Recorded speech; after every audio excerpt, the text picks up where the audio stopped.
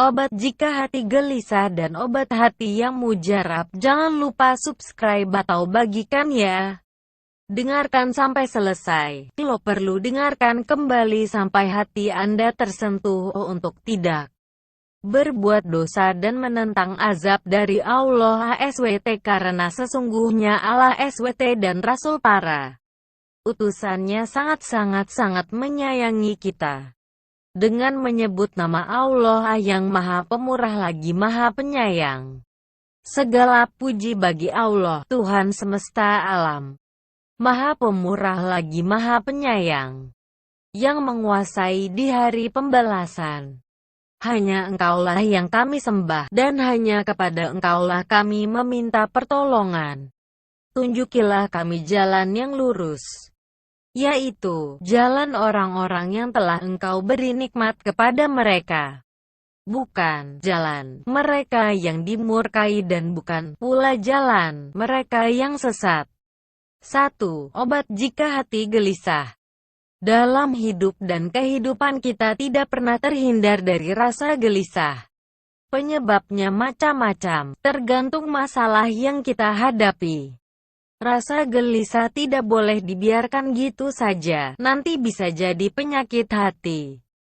Tulisan berikut mudah-mudahan bisa menjadi penawar bagi yang sedang gundah gula. Pada suatu ketika datanglah seseorang kepada sahabat Rasulullah yang bernama Ibnu Mas'ud R.A.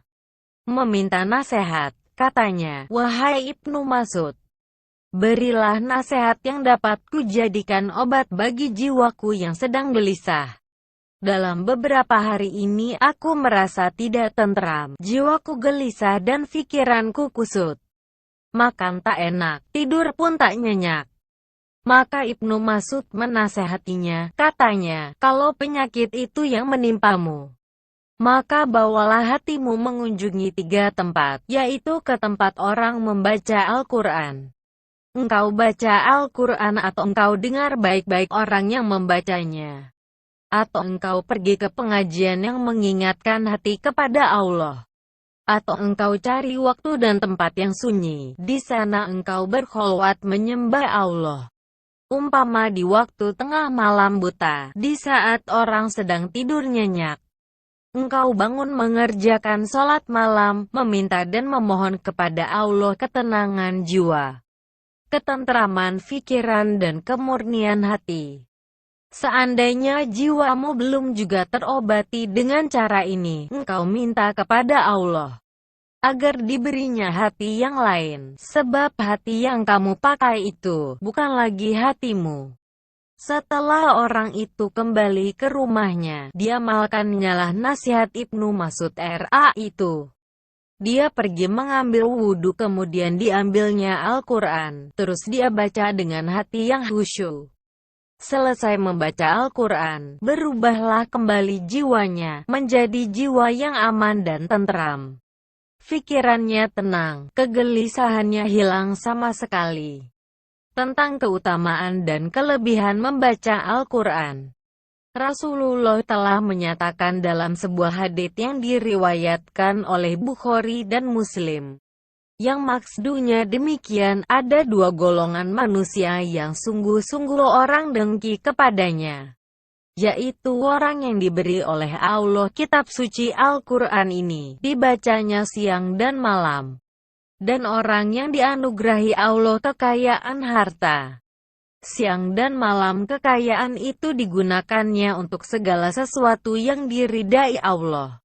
Di dalam hadits yang lain, yang diriwayatkan oleh Bukhari dan Muslim pula, Rasulullah menyatakan tentang kelebihan martabat dan keutamaan orang membaca Al-Quran.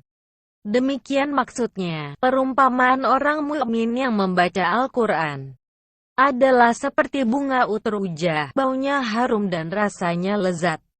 Orang mukmin yang tak suka membaca Al-Quran adalah seperti buah korma. Baunya tidak begitu harum, tetapi manis rasanya. Orang munafik yang membaca Al-Quran ibarat sekuntum bunga, berbau harum, tapi pahit rasanya.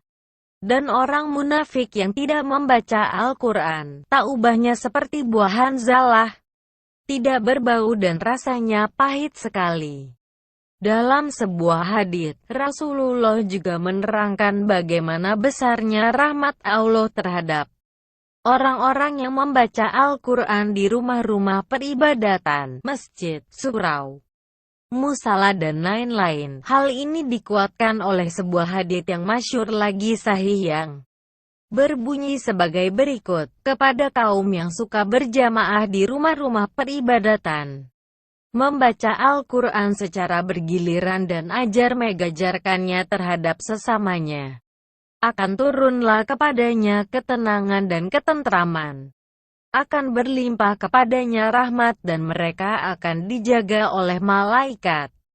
Juga Allah akan mengingat mereka. Diriwayatkan oleh Muslim dan Abu Hurairah dengan hadits di atasnya talah bahwa membaca Al-Quran, baik mengetahui artinya ataupun tidak, adalah termasuk ibadah, amal soleh dan memberi rahmat serta manfaat bagi yang melakukannya. Memberi cahaya ke dalam hati yang membacanya sehingga terang benderang. Juga memberi cahaya kepada keluarga rumah tangga tempat Al-Quran itu dibaca. Di dalam sebuah hadits yang diriwayatkan oleh Baihaqi dari Anas R.A. Rasulullah bersabda, hendaklah kamu beri nur, cahaya, rumah tanggamu dengan sembahyang dan dengan membaca Al-Quran. Di dalam hadits yang lain lagi, Rasulullah menyatakan tentang memberi cahaya rumah tangga dengan membaca Al-Quran itu, dalam hadits yang diriwayatkan oleh Daruqutni dari Anas R.A. Rasulullah memerintahkan, perbanyaklah membaca Al-Quran di rumahmu. Sesungguhnya di dalam rumah yang tak ada orang membaca Al-Quran, akan sedikit sekali dijum api kebaikan di rumah itu, dan akan banyak kejahatan, serta penghuninya selalu merasa sempit dan susah. Mengenai pahala membaca Al-Quran, Ali bin Abi Thalib mengatakan bahwa tiap-tiap orang yang membaca Al-Quran dalam sembahyang akan mendapat pahala 50 kebajikan untuk tiap-tiap huruf yang diucapkannya. Membaca Al-Quran di luar sembahyang dengan berwudu, pahalanya 25 kebajikan bagi tiap-tiap huruf yang diucapkannya. Dan membaca Al-Quran di luar sembahyang dengan tidak berwudu, pahalanya 10 kali kebajikan bagi tiap-tiap huruf yang diucapkannya. 2. Obat hati yang mujarab. Di balik kemajuan materi yang dicapai oleh peradaban manusia modern, tersimpan penderita-penderita penyakit batin yang dilanda perasaan gersang dalam jiwanya. Sebagian dari mereka yang menderita sakit ini berpaling ke dunia tasawuf, meditasi, dan filsafat guna mencari penawar atas rasa sakit yang ada di relung dada itu.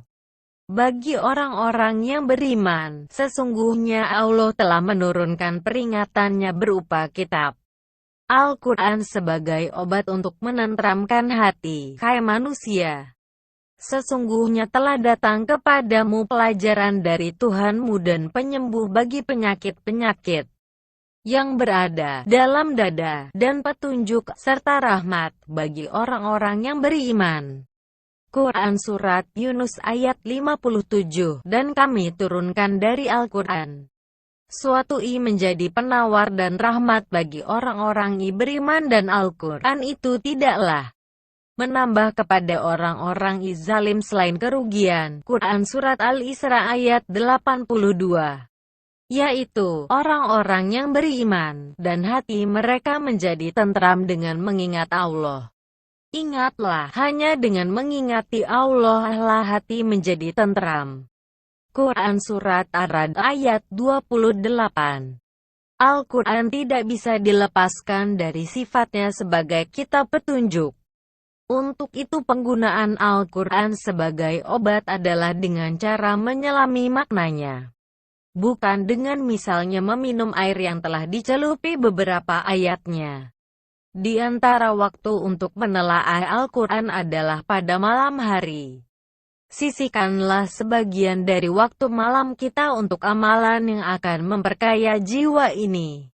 Sesungguhnya Tuhanmu mengetahui bahwasanya kamu berdiri sembahyang kurang dari 2/3 malam, atau 1/2 malam atau sepertiganya, dan demikian pula segolongan dari orang-orang yang bersama kamu, dan Allah menetapkan ukuran malam dan siang.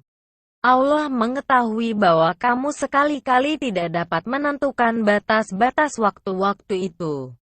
Maka Dia memberi keringanan kepadamu. Karena itu bacalah apa yang mudah bagimu dari Al-Quran. Dia mengetahui bahwa akan ada di antara kamu orang-orang yang sakit dan orang-orang yang berjalan di muka bumi mencari sebagian karunia Allah. Dan orang-orang yang lain lagi berperang di jalan Allah. Maka bacalah apa yang mudah bagimu dari Al-Quran dan dirikanlah sembahyang. Tunaikanlah zakat dan berikanlah pinjaman kepada Allah, pinjaman yang baik. Dan kebaikan apa saja yang kamu perbuat untuk dirimu niscaya kamu memperoleh balasannya di sisi Allah sebagai balasan yang paling baik dan yang paling besar pahalanya. Dan mohonlah ampunan kepada Allah, sesungguhnya Allah Maha Pengampun lagi Maha Penyayang. Quran Surat Al-Muzammil ayat 20. Selain malam, waktu yang juga digunakan untuk mendalami Al-Quran adalah fajar. Jadi ketika fajar kita tidak saja melakukan amalan salat, tetapi juga membuka Al-Quran dan memahami pesan-pesan di dalamnya. Dirikanlah salat dari sesudah matahari tergelincir sampai gelap malam dan dirikanlah pula salat subuh. Sesungguhnya salat subuh itu disaksikan oleh malaikat. Quran Surat Al-Isra ayat 78. Saat mengawali penelaahan Al-Quran kita mohon kepada Allah agar melindungi kita dari pengaruh setan yang mungkin ingin mengintervensi. Apabila kamu membaca Al-Quran hendaklah kamu meminta perlindungan kepada Allah dari syaitan yang terkutuk. Quran Surat An-Nahl ayat 98. Kemudian kita mulai membaca Al-Quran dengan penuh pemahaman. Hayati setiap kata dari ayat yang sedang kita baca tanpa tergesa-gesa ingin segera beralih ke ayat berikutnya ataupun ingin segera menamatkan pembacaan Al-Quran. Maka Maha Tinggi Allah Raja yang sebenar-benarnya. Dan janganlah kamu tergesa-gesa membaca Al-Quran sebelum disempurnakan mewahyukannya kepadamu. Dan katakanlah, ya Tuhanku, tambahkanlah kepadaku ilmu pengetahuan. Quran Surat Toha ayat 114. Sebagaimana pesan pada Quran Surat Al-Muzammil ayat 20. Al-Quran dibaca dan dipahami semudah yang dapat. Tidak ada batasan ataupun target harus berapa ayat yang diselesaikan setiap kali menelaah Al-Quran. Pada saat berinteraksi dengan Al-Quran, cobalah mendengarkan apa yang sedang disampaikan Allah melalui ayat-ayat yang sedang kita baca. Mungkin Allah menceritakan kisah orang-orang terdahulu yang dapat menjadi cermin dari apa yang baru kita alami, atau Dia uraikan rahasia hikmah di balik kejadian yang sedang kita hadapi. Bisa juga Allah mencerahkan kita dengan mengungkapkan hakikat keberadaan kita di dunia ini. Apapun yang disampaikan Allah, sadarilah bahwa kita sedang terhubung dengan Sang Tabib yang setiap patah perkataannya adalah obat. Kontraindikasi, Al-Quran adalah obat penawar yang dikhususkan bagi orang-orang yang beriman. Sebaliknya bagi orang-orang yang tidak beriman, Al-Quran hanya menambah kisruh hati mereka yang keruh. Dan adapun orang-orang yang di dalam hati mereka ada penyakit, maka dengan surat itu bertambah kekafiran mereka. Di samping kekafirannya yang telah ada, dan mereka mati dalam keadaan kafir. Quran Surat At-Taubah ayat 125. Dari Abdullah bin Amr radhiyallahu ta'ala anhu, bahwa Nabi Shallallahu alaihi wasallam bersabda, "Sampaikanlah dariku walau hanya satu ayat." HR Bukhari. Ya Allah, berikanlah manfaat atas ilmu yang Engkau ajarkan kepada kami serta ajarkanlah kepada kami ilmu yang bermanfaat. Dan mohon tambahkanlah ilmu kepada kami. Berikanlah kemudahan untuk mengamalkannya. Semoga Allah menambahkan taufik dan kebenaran pada kami dan Anda.